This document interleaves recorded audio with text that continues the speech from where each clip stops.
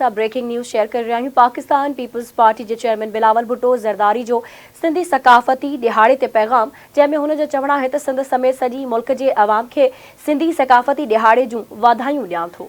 सिंध जी सदाबहार सकाफ़त दुनिया के कदीम तरीन ऐं ख़ूबसूरत तहज़ीब जो अक्स है।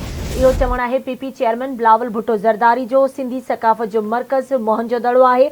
सिंधी माण्हू तारीख़ी तौर पर अमन रवादारी पसंद ऐं मुहिब वतन हुजण सां गॾोगॾु फ़न ऐं फितरत सां मोहब्बत कंदड़ आहिनि। बिलावल भुट्टो ज़रदारी जो चवणु आहे त घण सकाफ़त असांजे मुआशरे जो हुस्न ऐं दुनिया आॾो असांजी क़ौमी एकता जो बेमिसाल नमूनो आहे। बामक़सद सकाफ़ती सरगर्मियूं समाज में नफ़रत तक़सीम इंतिहा पसंदी लाइ ज़हर आहिनि।